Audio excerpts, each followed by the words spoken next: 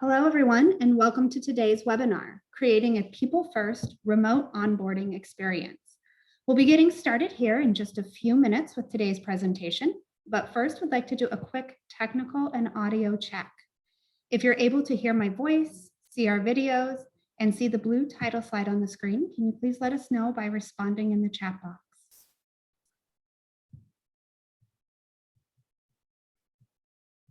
Great, I see responses coming in, so it sounds like everything is working. You can hear us and see us, so thank you. We have several participants that have joined the call already. We have a few more trickling in, so we'll give everyone just about 30 seconds more to join, and then we'll go ahead and get started.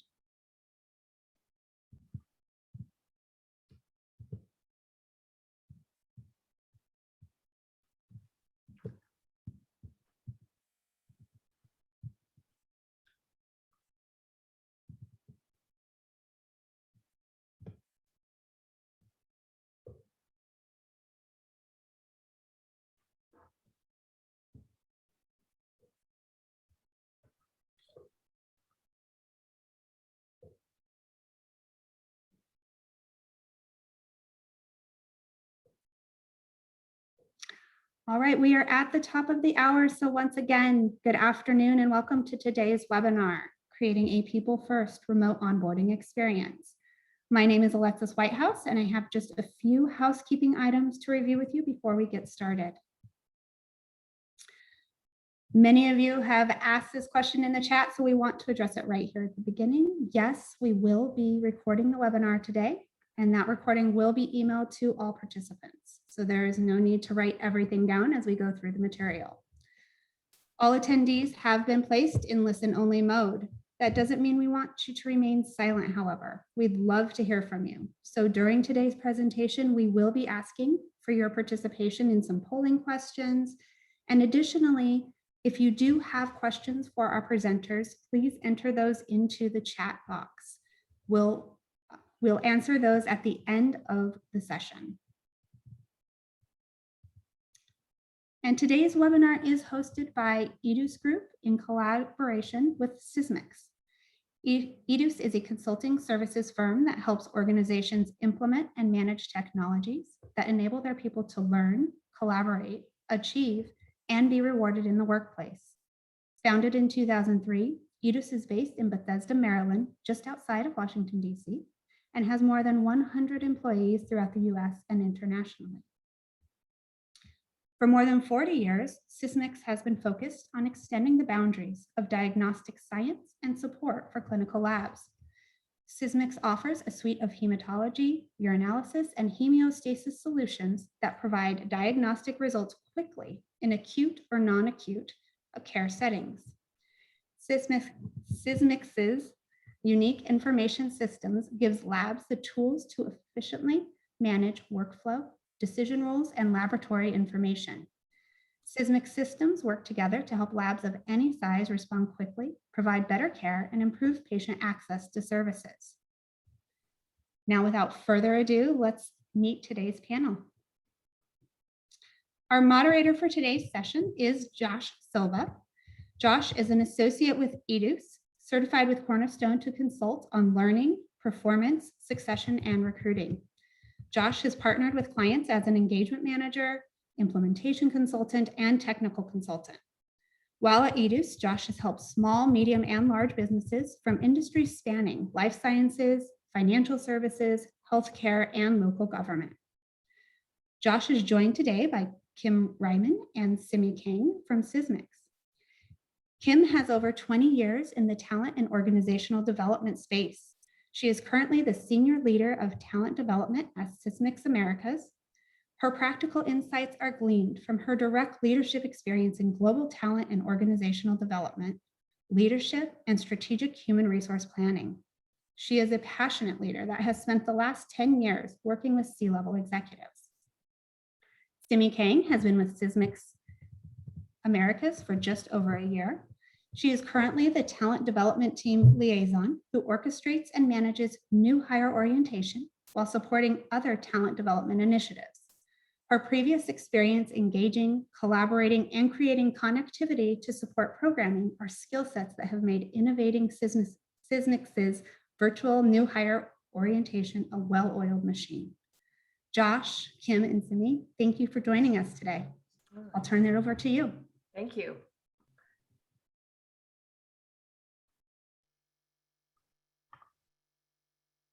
Josh, you're on mute.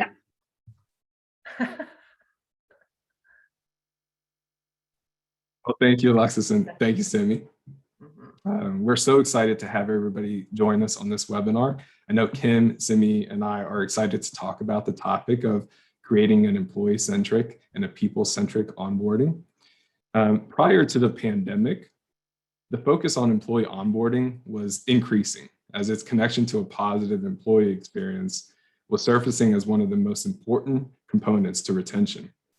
Research by Glassdoor found that a great employee experience can increase employee retention by 82% and productivity by 70%, while Digitate found that a negative onboarding experience results in new hires being twice as likely to look for other opportunities. So as important as onboarding sounds, creating an effective onboarding program has always proven to be challenging. During the pandemic, though, typical social components of onboarding programs, such as in-person onboarding sessions, lunch introductions, buddy programs, and even the funnest of all, happy hours, were scrapped, and organizations were forced to adjust to what could be a less personal and a more complicated onboarding program. So Kim and Simi, thank you for joining me today. We've been working together for over 3 years. And one thing I know about this Sysmex team is that you don't back down from challenges. So creating this onboarding experience and a positive onboarding experience after the pandemic hit was something that your team just flowed with. Your team has always been adaptable. You always have a knack for continuous improvement. So I'm so glad that you are here to talk with me about creating a people-centric onboarding experience. Well, thank you for having us here today, Josh. Yeah, we're looking forward to it. Thanks, Josh.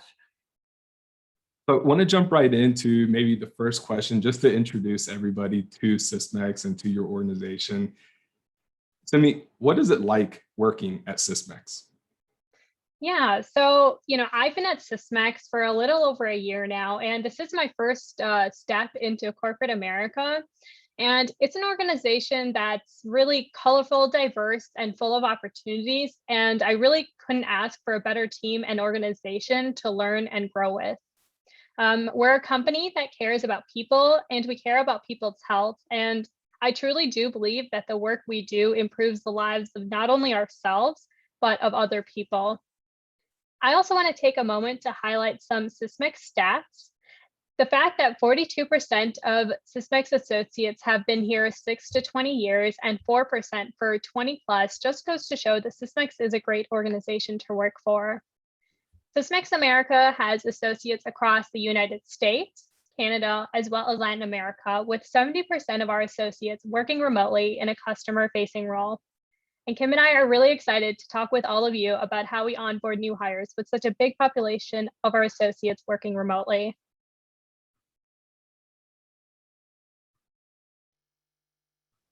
Thanks, Simi. So as Alexis mentioned, we hope to engage everybody through a couple methods. One, you have the chat box, but we also are going to introduce some interactive polls during the session. So our first poll will help us get to know our audience, specifically through the lens that everybody's so familiar with right now, the COVID lens. Before the pandemic, what percentage of your employees worked remotely? So you should see a poll question appear on your screen. Go ahead and click on the answer that best fits your organization, and then we'll be able to see the results.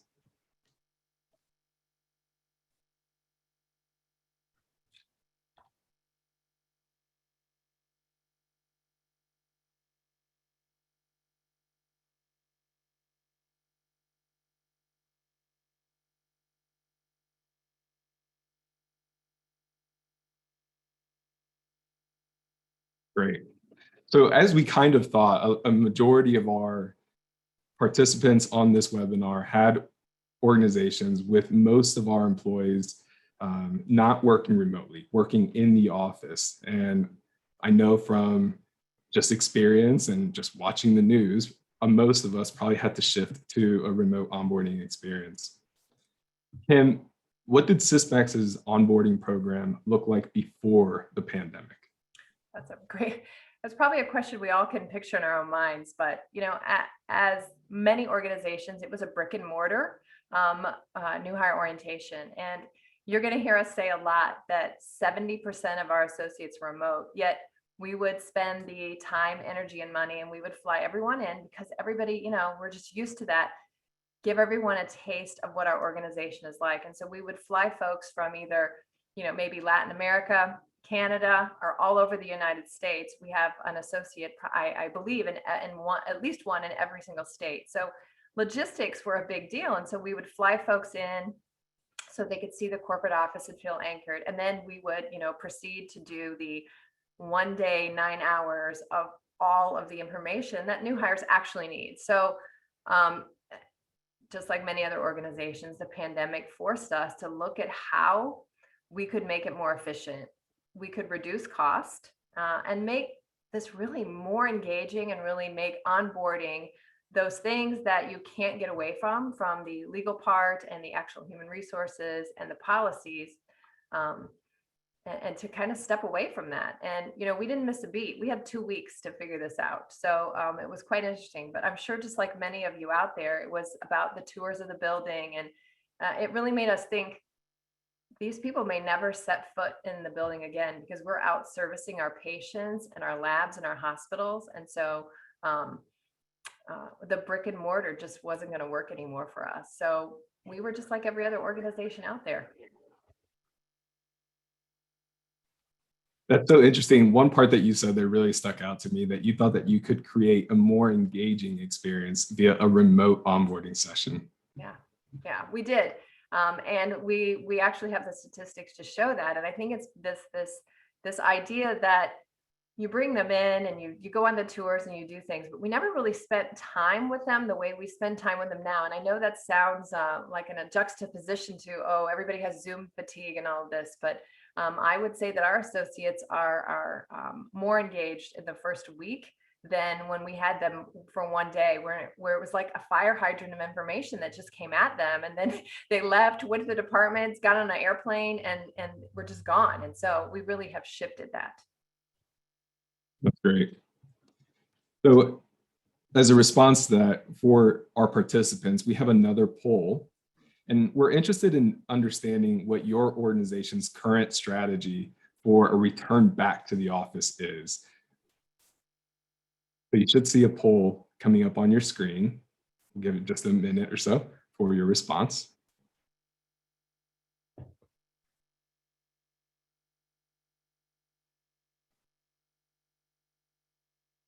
I'm interested to see this as well. And while the poll is results are coming up, do you know what your strategy is? Our organization has been super focused on safety and making sure that we can continue to meet the needs of our customers. And we are still actually working through that right now. So that's why I'm really interested in what the answers will be. And I think we'll probably look at doing things differently. But again, we are all challenging ourselves that 70% were already remote. So we're really looking at that 30%. We do have some essential workers, and I don't want to not highlight the importance of those folks in our distribution center and in our manufacturing facilities.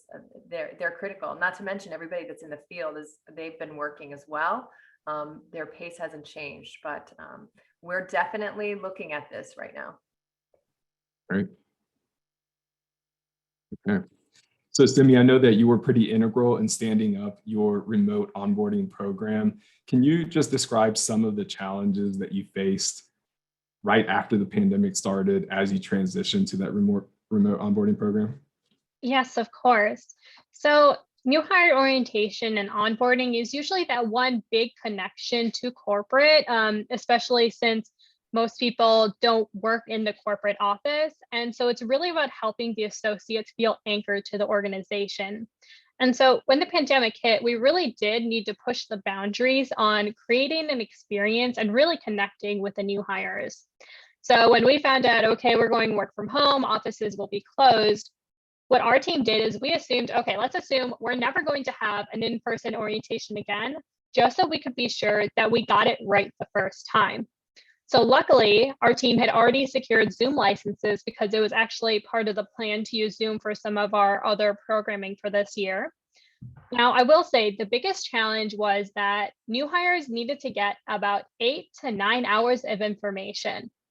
Now, let's take a pause for a moment. Can you imagine sitting in front of a computer for a whole day just getting fire hosed with all of this information? It's a lot. And I actually had the luxury of being one of the last groups to have that in-person new hire orientation, which was, that one day where you get different departments come in and talk about their topics. So we really needed to take a look at, okay, what can we do? How can we make this material more digestible? So we worked with each department to consolidate the content and to determine the best way to communicate the information. So some of the information were switched to micro-learning modules, some moved to digital flip books, and some content was presented live in Zoom.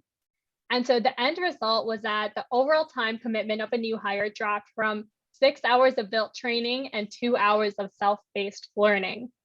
And after we surveyed the new hires, we found that the new hire orientation satisfaction rate actually increased compared to the in-person orientation. So your thought kind of proved right, that you thought you could create a more engaging onboarding experience by delivering it remotely. And you actually had some metrics to back that up with an increased satisfaction percentage. We did. And actually, when we first got started, we did play around with the content a bit. First, originally, we went to, okay, let's do maybe 2 or 3 days of content here or there. And then we're like, it's still way too much information, especially over a Zoom call. So that just kind of led us to develop those other types of modules there. That's great. How do you think, you mentioned that you use Zoom and you were lucky enough to probably be on path to secure all your Zoom licenses before. And before Zoom became just a household name, you were already working on it. But how do you think Zoom made your onboarding sessions more personal? That's a great question. Thank you, Josh. So in my opinion, one of the biggest things that we can do in a virtual session like that is to acknowledge the fact that we are all working from home. We do ask that associates turn their camera on if they can, but we also understand that sitting in front of your camera can be mentally exhausting. And there's times where you may need to turn your camera off or step away for a moment because maybe your kid needs a snack or your dog is in the background gnawing at the rug you just got. We get it.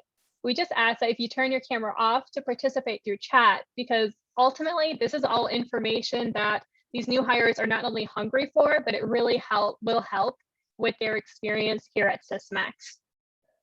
We also take the time on the first day to share about ourselves. So, our name, position, location, and a few facts. And it really just helps connect one another. I remember there was this one new hire orientation group. Almost everyone there had a pet. And so we ended up taking a pet picture. Now me, I don't have any pets, so I just had my plant next to me. But, it's just really looking for those moments of engagement. And we do have presenters from a variety of different departments that come in to introduce themselves, the department, and the information that the new hires need. So not only do they get a better understanding of Sysmex, but they can also put a face to the name. And while it's not the same as directly meeting someone in person, it is still a form of engagement. Great. So you mentioned that you had about 8 to 9 hours of kind of real-time, pre-pandemic, pre-remote onboarding of an onboarding day. About how many sessions did that turn into after you went remote? I don't have the exact number off the top of my head. When it was in person, it was bi-weekly. When we went remote, we just kind of shifted. What we did originally was, okay, we're going to plan as if we're going to be doing this every 2 weeks. However, there are going to be some weeks where if we only have 2 new hires, it's not really worth it for all the presenters' times. So, we'd cancel for that week and have them back at the next session. So it's just a matter of adapting. Absolutely. And I think Sysmex adapted well. Obviously, we can see the awards that Sysmex earned in 2020. So not only have you collected metrics, but I think your associates have recognized the great job that you guys have done in converting last year. Tim, I think you were going to say something. Yeah, I think it's important, Simi was just saying something there, Josh, that we have talked a lot about, like when we made the decision, well, and 2 people are new hires this week. We found early that when you just have 3 people on a call, it is hard to kind of create this camaraderie and collaboration. So that was just another strategic decision to reach out to those associates and say, we're going to add you to a larger group. It just made for a better experience because it could be really flat. And so we learned that, I think maybe, Simi, it was the first time we had a small group that we realized we should just shift and put them with a larger group, which made for a better experience. Yes, exactly. And thank you for that, Kim. No, that was also one of the biggest factors. And, for those times where we do have a smaller group, someone from the HR team does meet with them separately just to give them okay, what do you need to know now these next few until you can actually attend the new hire orientation. Great. So let's get into the nuts and bolts a little bit of delivering this remote onboarding. So we understand the shift that you made, how you use Zoom and some of the technology that you use. From our experience together, I know you have been live with Cornerstone for a little over 3 years now. You have performance, succession, and learning with Cornerstone. How do you introduce that talent management process across all 3 of those to associates at Sysmex during onboarding? Yeah, I think I'll take this question. This is probably from somebody that's been in the OD space for years. I think it was really important when we sat down to look at new hire orientation. We really wanted it to feel different when we come and talk to them about talent development. We strategically looked at the fact that we are using, we have the full package of Cornerstone. And in my past career, I had worked with Cornerstone. It was just the LMS portion, and we were building the other components, but having all of 3 of these modules has made a huge difference. The interesting thing is we really stepped away from the technical right at first when we introduced things, and we really put an emphasis on owning their own development. That associates come into new hire orientation, and we strategically chose where we were speaking in order. So we could come in and say, hey, we're not here to tell you have to do these things. We're here to partner with you. We're so excited that you're here. We really try to set the tone that there are so many opportunities that if you just get a little bit of downtime and you want to work on yourself or you want to help your team along, that there's something for everyone out there. We also use orientation to really step them into our true performance management cycle. So we talk about how all the tools are in this one platform. And, at first we thought that's just going to be too much information, but we found that they really left orientation feeling like they understand, at some point I'm going to have a performance appraisal. I understand that I have to do goals and I have to do a development plan. And we spend some time on that development plan because everyone leaves with something in their proverbial hand or in their inbox that really walks them through it. We talked to them about Sysmex University. We talked to them about the fact that we have an enterprise-wide LinkedIn Learning license. We talk about performance reviews and development plans, but we really talk about how they're entering into this new journey at Sysmex, but it also depends on where they join in the journey. So we kind of tweak it, because if you're here halfway through our fiscal year, then you're probably going to have a smaller development plan and start thinking about performance appraisals sooner. Everyone does a performance appraisal. So we really just kind of, we throw them into the process, but we really try and let them know that it's nothing more than just tons of opportunity in places, and that's really working well. And so they get a taste of all of these modules in Cornerstone, but it's really about them wanting to seek it out. And so we really position it in that manner. Josh, I believe you're muted again. Thank you. When an employee joins Sysmex, do you feel like the message that you send that they would own their own development Is that well received? Is that a difference from what they have experienced in the past?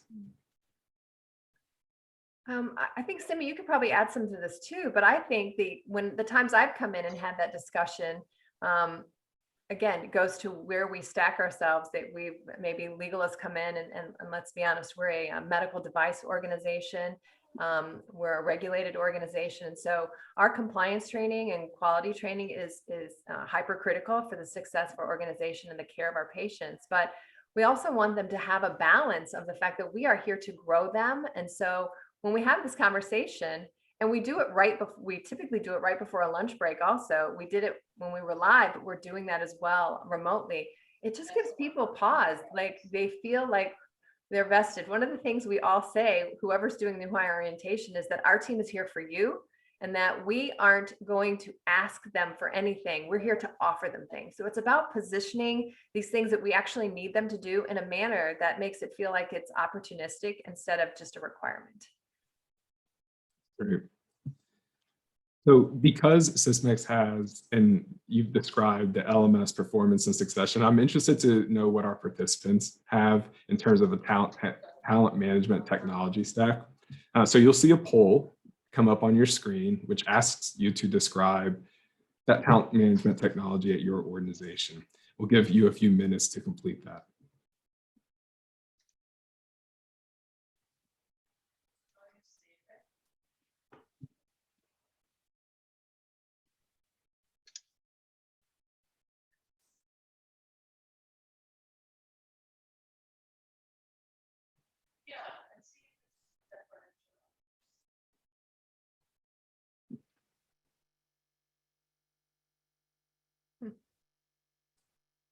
All right.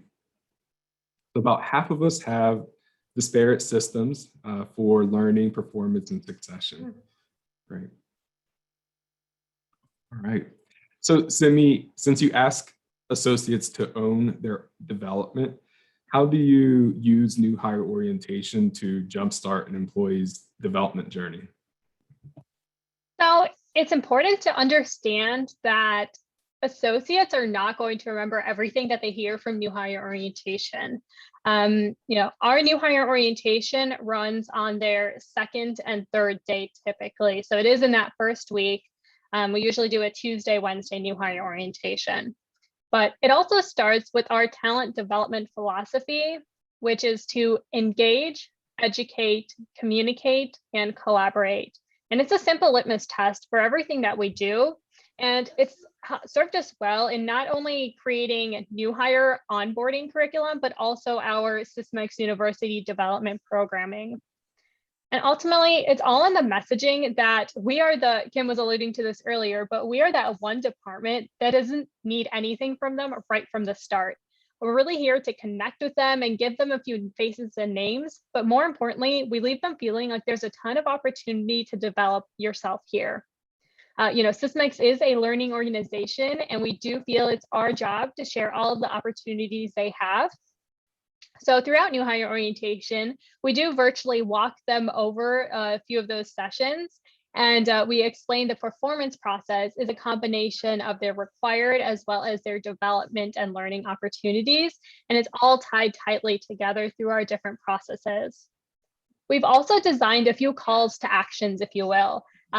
When they leave new hire orientation, they know that their first task and probably their most important task is to work with their manager to create their goals and their development plans, which is really easy because of the job aid that our teams created.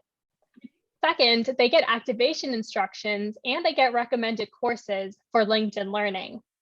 And last, it's a matter of driving the message that you are in charge of your career and your development.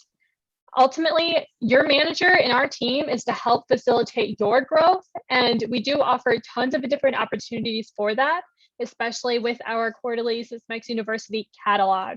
But it's just a matter of driving that in, that it is your career, it is your development, it is where you want to be in the future.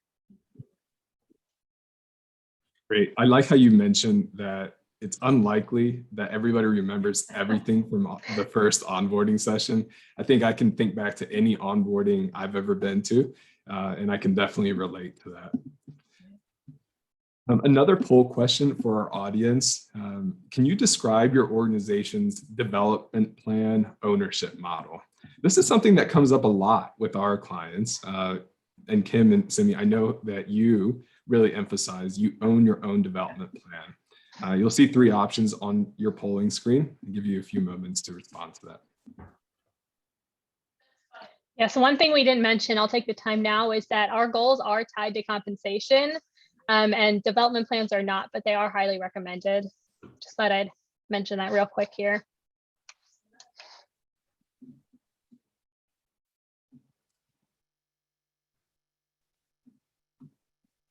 Okay, so I see that a majority of us have managers and employees co-own the development plan, or at least be able to both participate in it.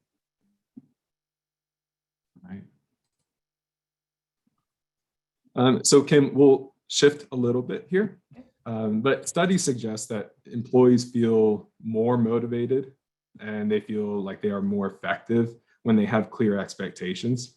So how do you help employees understand Sysmex's performance management process really early during onboarding? Yeah, that's a great question, Josh. And I think that's something that we, I say we are, Simi's only been there a while, but she's such a pro at this. It's like she's been with us forever.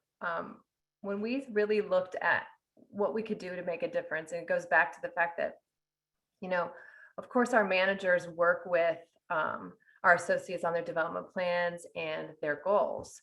We don't require that the managers approve them. And that was one of these other pieces that made a huge difference. And it kind of, it took some of the stress and anxiety out of having this conversation. And again, when you're remote, you may not even be able to sit across from a table. Never mind COVID, you may never have had a conversation where you're gathering around a table to really talk about development. So what we've done is we've gone to great lengths to have them understand that our performance management cycle is for all of our associates. So there's this standardization and common language across the organization. But in new hire orientation, we review that full cycle, literally put up images, right? And we break it down for them in these groups that they're meeting, and that it's the base of conversation about wherever they're at and where they join again in the fiscal year. People that join in mid-February, for example, we'll talk about the fact that in a couple months, you're going to hear the term goals, but because they joined so late in the cycle, they're not going to get a compensation goal. So we really tweak every single new hire orientation so that it resonates. It's definitely not cookie cutter for sure, but we really talk about where things are. And we've gone to great lengths to help people have success. And how do you do that? There's no adult out there at work who wants to go to their boss or manager 2 or 3 weeks in and say, I have no idea how to put my development plan together, or even be prepared. And so we really want them to have success. And what we do is we have created and standardized. This is probably one of it was so simple, but it's really been something that's given us some of the greatest return on investment, is that we really give them a job aid. And it helps every new hire, because every new hire needs to learn about the organization. They need to learn about their job and their role and what they're going to be doing. And then they also need to know some of the technical things about their job. So this job aid that we've created actually, kind of puts it in their hand. And so every manager then is trained on the fact that there's this consistent development plan that all new hires get. So whether you're a new hire and you have 9 months to work on a development plan, 3 months to work on a development plan, or an entire year, they're all having the same development plan. So those learnings stretch longer. But we also take the time to have them understand that Cornerstone is the one-stop shop for the platform. They're going to have to leave new hire orientation, and they have a very large amount of required training to get done. But we also talk about the fact in the next couple of weeks, your manager and supervisor is going to start talking to you about a development plan. So here's this template if you want to get ahead. And what works is adults like to get ahead, especially new hires. You have a captive audience. They want to succeed and they want to do things right. And so when you give them something that they can just apply quickly, we are seeing really, really good results with that.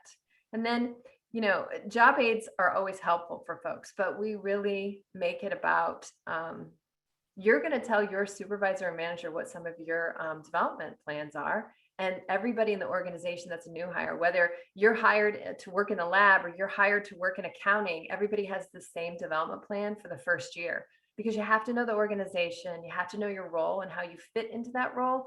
And then what are the technical things you need to be successful? So that's what everybody needs to develop on. And I think that translates across any organization. So hopefully I answered your question there.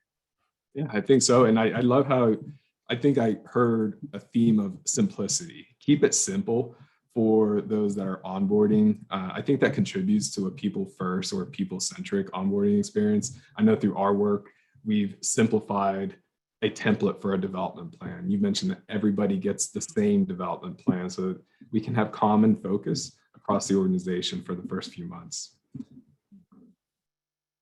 Tim and Simi, what we have on the screen is an example of. Josh, you are muted again. No, he's fine. Okay, can you guys hear me okay? Uh-huh. Okay. Simi can't hear you, but that's okay. Oh, okay, I apologize. That must have been on my end. It's okay. What we have on the screen is an example of the Sysmex University communication. I also heard from Simi and from you, Kim, that you don't expect everybody to remember everything from the first day of orientation. And I know that's something that we've talked about is providing frequent reminders even after the initial orientation. A lot of organizations look at orientation as maybe the first couple of weeks, the first 90 days. But I think you take an approach that you want to provide reminders to really busy employees about what they have coming up. Yes, that is correct. What you're seeing on the screen here is our Sysmex University, which is really all of the learning and development opportunities we offer are housed under here. And so one thing that, is another theme for today is that communication, consistent communication is key. And so we switched a bit, but typically every Monday, they're going to get an email for what's on tap next week. And they're going to get an Outlook invite with the Zoom link directly after that. So they can just accept or decline. And also at the beginning of every quarter, they do get the quarterly catalog. And the reason why we talk about this is because consistency, they know they're going to get this email every Monday if there's a class for that following week. They know at the beginning of every quarter, they can expect this from Sysmex University. It's just that constant reminder that here are the development opportunities that we are offering you this quarter.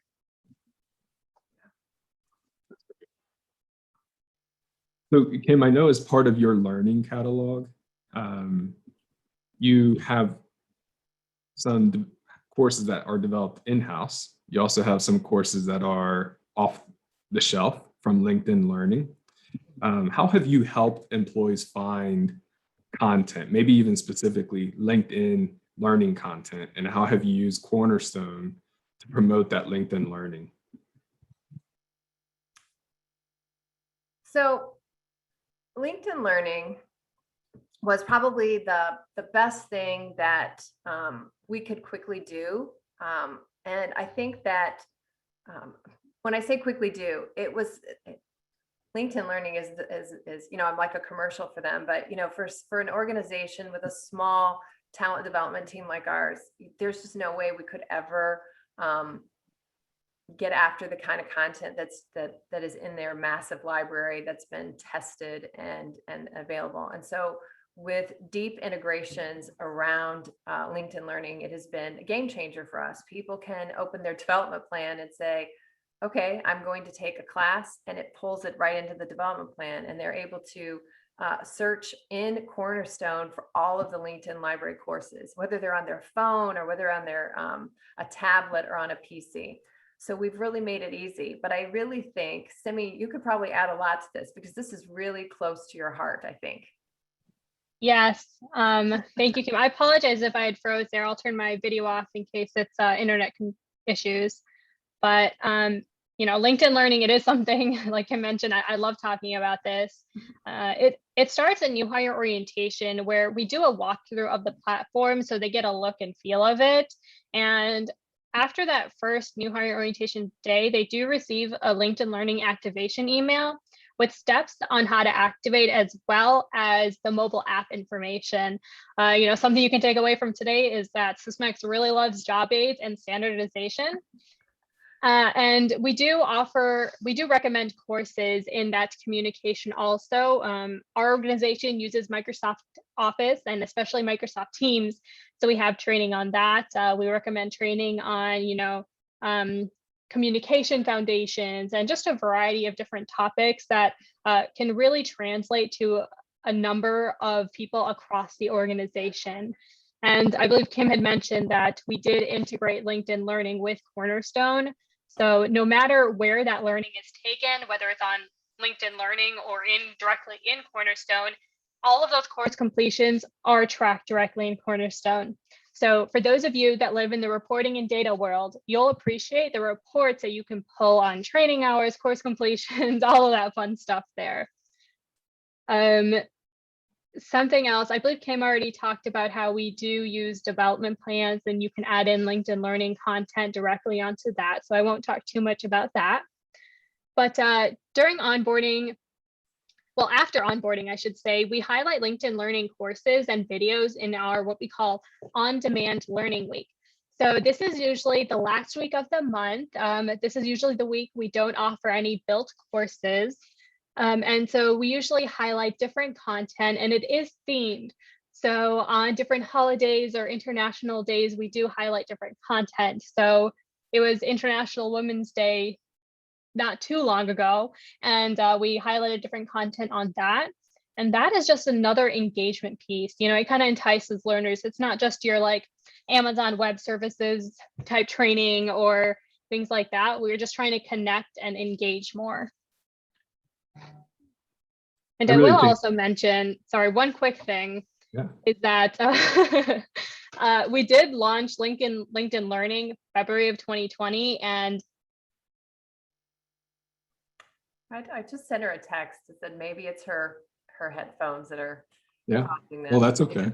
That's all right. Well, maybe she'll go old school and yeah, that's okay. Once with wires in them okay, and that's we'll right. go there. But I think something I'm hearing, a theme that I'm hearing from your onboarding is not only do you provide the immediate tools, so you take care of the initial engagement, but following that initial engagement through marketing communication via email, through communication right within Cornerstone, and communication via managers and employees, onboarding persists, and the message that is delivered through onboarding persists through perhaps the first year or the entire employee life cycle at Sysmex, including being able to find LinkedIn Learning.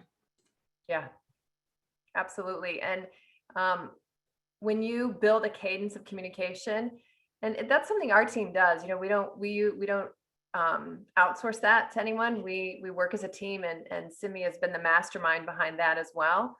But we realize that you have to make it easy for them to find it, but you have to remind them because they have day jobs and they're doing mission critical things for our organization. And people really want to develop. I mean, our associates at Sysmex, they're hungry and they're learners, constant learners. And so we have learned that by making it easy for them to find things. I mean, even if you have a massively stacked infrastructure, right? And everything's in one place, it's still hard to find things once in a while. And so we just really want to help them. And Simi has been the mastermind of, sending out emails and having people have hot links to LinkedIn Learning classes or hot links into Cornerstone. And so we've really stretched that innovative. It seems simple to send an email, but it was really innovative for us to put it at fingertips. Some of our associates may be sitting in a parking lot waiting to go into a hospital to service a machine that is going to read a diagnostic panel for someone who's going to get their chemotherapy today.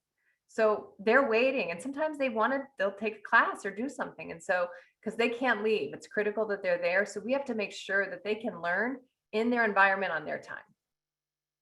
That's great. Yeah. As part of onboarding, we're talking about LinkedIn Learning, which most of the time is related more so to your personal development. But there's a concept that you mentioned early in onboarding. You are delivering what do you need to know now. And part of what you need to know now is information about the organization, including your products, your customers, How has a remote onboarding experience kind of influenced the way that you develop in-house content and the way that you provide it to your employees? Sure, I'd love to talk about that because I think the pandemic helped us. It took the blinders off of our eyes and made us realize that somewhere along the line, when you think that you're doing online or when you're doing onboarding in person, you feel like they're getting all that information when we really realized they were only spending maybe a day or 2 days at the corporate office, or maybe they even just walked through a production facility and saw some of our analyzers. But what we realized was we were really missing. We had the cart before the horse. We really were missing. How do you bring somebody on board, especially if you're not in a medical devices or a med tech or a medical services engineer? If you're in a support role like human resources or accounting, right, or procurement, many people may have never worked in this type of medical environment, and we send out a learning needs analysis, and so many of our associates are like, we need to know more about the company. And we dug a little deeper and asked, well, what do you mean you want to know more about the company? They really want to know things about what makes our organization special and who we are. So we really took a big focus this year and sent out our feelers and talked to other departments like our marketing teams and our sales forces. And we came up with the fact that we train our technical service providers all the time on things. And we probably never took the time to say, hey, does someone in accounting want to learn about our hematology machine? Well, of course, we all should know about that. And then we all are so passionate about what we do. So we have created in-house product courses just to help all of our associates. And we really have embedded them as part of their onboarding. So again, we now have a clear, consistent path. So you come into the organization, not only do you have a development plan for how you're going to perform in your role and what the expectations are, now we start feeding you information about the organization. Believe it or not, we never had a class on what's the history of Sysmex. We're a Japanese held firm.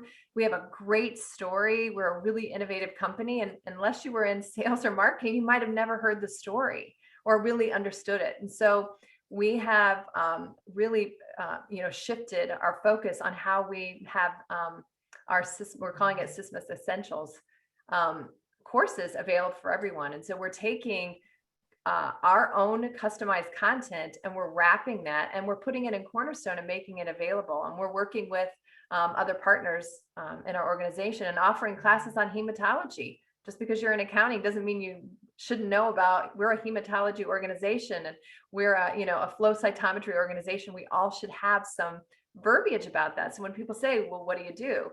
Well, we're more than just accountants and human resource people. We're really changing the lives of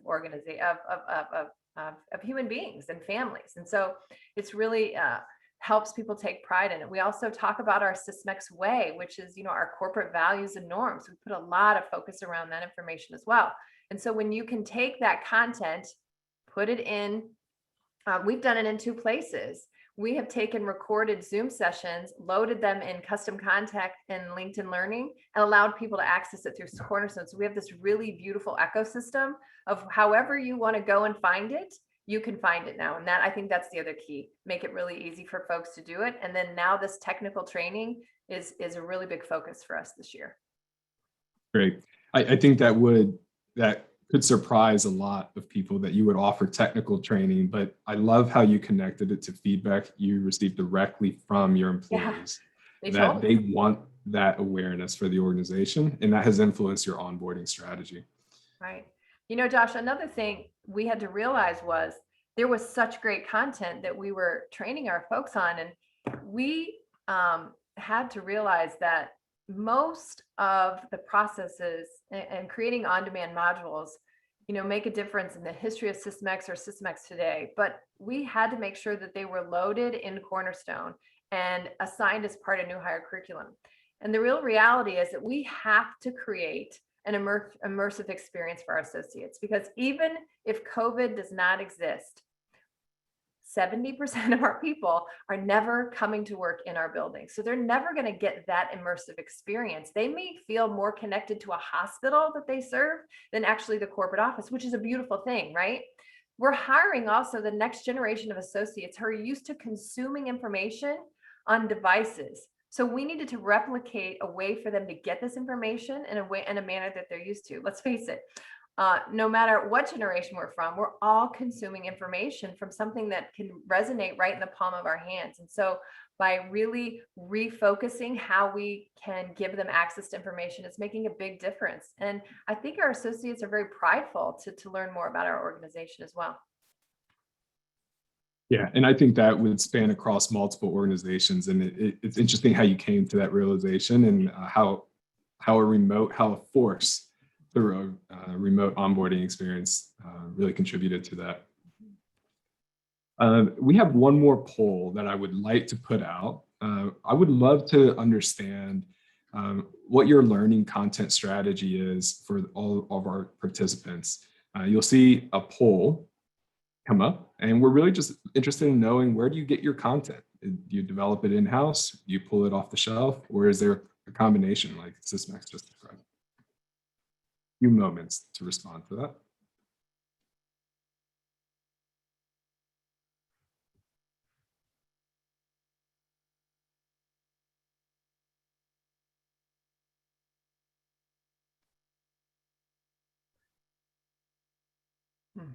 Yeah.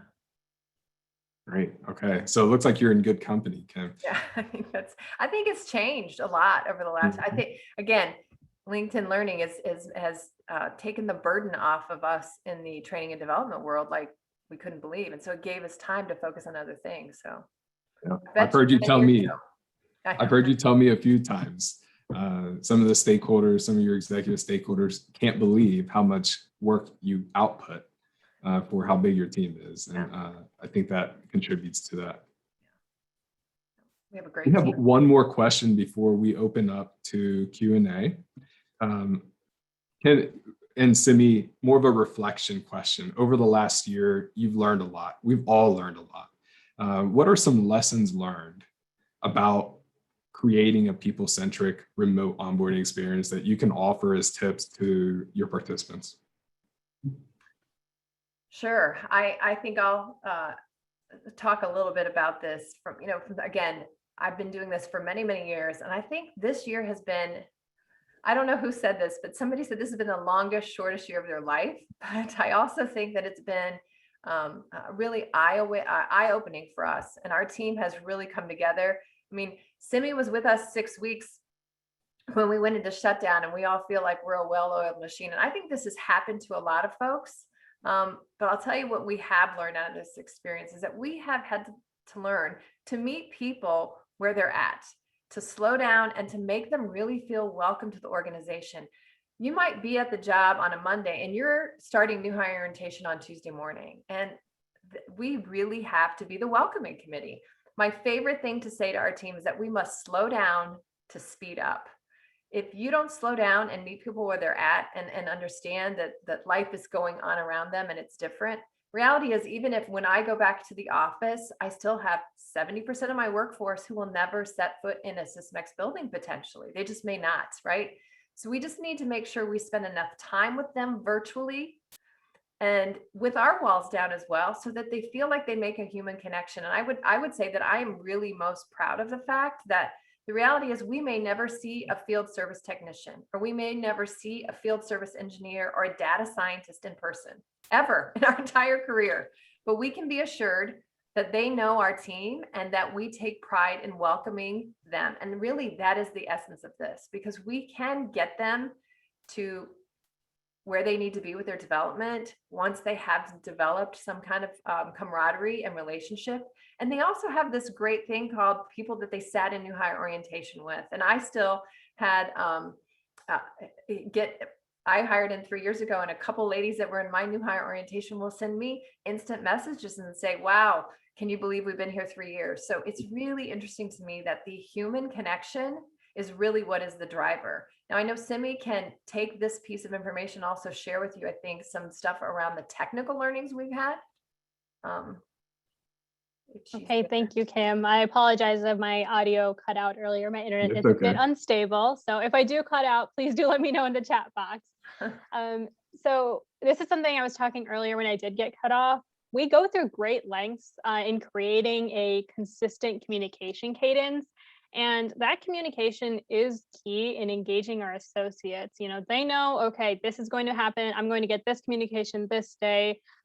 This is where I can go to get this information. And so, we use everything from emails to having our own Sysmex University website to using videos for short bursts of information that you need to know, just to be aware, make the associates aware of everything that we offer.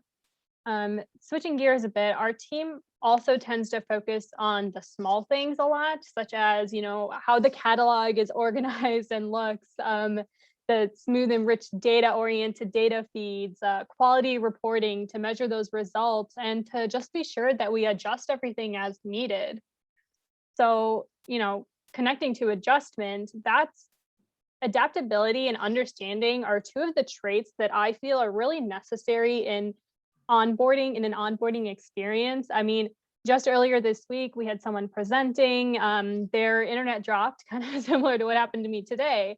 And so, luckily my co-host and I were able to pick up on that, keep going from there. But it's just a matter of setting those expectations that, these things do happen. We appreciate your understanding, your flexibility with us, and just being sure that they get all the content that they need, and to realize that there are things outside of our control. And it's just a matter of how we can adapt to and understand those different types of situations. Josh, I think I would add one thing. It's funny, just we've talked for so long, and I think the important thing is it doesn't matter how integrated your platforms are or where you're getting your content. When you're talking truly about a, employee-centered new hire orientation, it is really the small things, and it's really about helping them find what they need, because we are not something they have to do in their job every day, right? So they know how to come to work and do their jobs and be successful. But they also have to do this at the same time and make sure they stay with performance management. So really, I would say this is a program shift that we've really made, is that, and anybody who's in human resources know, you can send an email all day long and they don't have to read it. But if you get them used to it or have them understand where they can find the information, they will start consuming it. And so it's really about thinking about your communication strategy and driving them to the platforms that you have, and where you can integrate, it is a big win. That's great. I know that we've partnered, and I know I was excited to bring you on for this topic. And even though you've done so much great work, I feel like we could spend a whole nother hour talking about future ideas. Yeah. Let's shift over to the Q&A. We have a few questions. I'll go in the order that they were submitted. From Stephanie, we have a question that is, what is a larger group size for, I'm guessing that's during your onboarding session. What is a larger group size for you? I don't know if Simi's there, but can you hear me? Yep. She's struggling. I feel so bad because she's the one that actually sits there. So for time's sake, and not to speak over her at all, but you look at, this is going to sound so simple, but our team is pretty simple. When you have your Zoom stacked like the Brady Bunch, right? And maybe generationally, you don't know what that is, but really it shouldn't be so many people in there. We like it small, but if you have to do a big one, it might be good to do a morning session and an afternoon session, so you can really try and keep it as intimate as possible. When people feel like they're going to step over each other, or they're watching for the green circle to go around your box in Zoom, it's really hard to engage. So I think that, if you can keep it at 10, you have to have at least 5 to have a good one, right? I think you can do it with 4, and that's without yourself. 2 is hard, but I think that if you get over 10, then everybody's kind of competing, and it's really hard to create some intimacy and vulnerability, which is what helps people engage. The next question is from Catherine, and I think you mentioned that you have orientation on Tuesdays and Thursdays. So that may not be on day one. Is that correct? That is correct. And then another question from Susan: how do you continue this message of self-owned development? And can you share any metrics around self-elected learning versus required training? Sure. We have metrics galore this year. This was a big focus for us. We really rely on data heavily to make decisions, and we also collect information from our associates. So Simi, at any moment, if you can joining us. am back. All right. So Simi, I'll let you share with them the statistics that we have. Josh, can you repeat the question for her maybe? It's Sure. okay. I was able to pick up on Okay. that here. Okay. Thank you. Uh-huh. So first off, typically our Sysmex University content is not required training. Anything that's required is your typical HR training, your anti-harassment, things like that. Anything that they're receiving from Sysmex University is actually just recommended training. We tend to steer away from the words required training with anything that is not legally required. And we have had great success with this. I can tell you in our past fiscal year, we had 66% of our associates attend at least one of our optional Sysmex University courses, with almost 7,000 training hours total by offering 67 courses. So we really have great success. And I do think a large part of it is due to that communication and also just offering courses that people want to attend. So I also want to answer the question about how do we keep, the idea that your performance is yours to own. We are constantly aware of where we're at in our performance cycle. And so we always have courses that, and it's funny, we're in our third year here and I always think, okay, these numbers are going to drop, but we have classes like, do you need help with your development plan? We'll get 30 minutes on a Zoom call. We'll go through the importance of, we have a class called Why is Development Important? It's simplicity, because remember, we have people who've been here many, many years and they didn't go through a new orientation for us. So we're getting a great organic mix of people who have tenure with folks that are new coming on these. So we'll also do a course in the spring on how to prepare to do your performance appraisal. We'll have a manager version and an associate version. This is content that it takes us 30 minutes to create. You could do 5 slides and it is so powerful because you're just kind of helping, again, the associates get ready for what's kind of coming up. And we'll say things on these calls like, if you haven't updated your development plan, it's probably time to look at it. And we'll tell managers, when's the last time you did a one-on-one check-in and logged the fact that you met with your associates? We do a ton of informal coaching in our organization, and now we have a place to put it. Great. Well, I know we're coming up on the top of the hour. I just want to say thank you, Kim and Simi, for helping us with this webinar and providing so much insight to all the participants and to EDUCE as well. For all the participants, thank you so much for joining us. I hope that this session was helpful. As Alexis mentioned early on in the session, this was recorded and it will be shared. So please connect with us on our website and on our social media channels. Thank you, everybody, for joining. Great. Thank you so much. Thank you, everyone.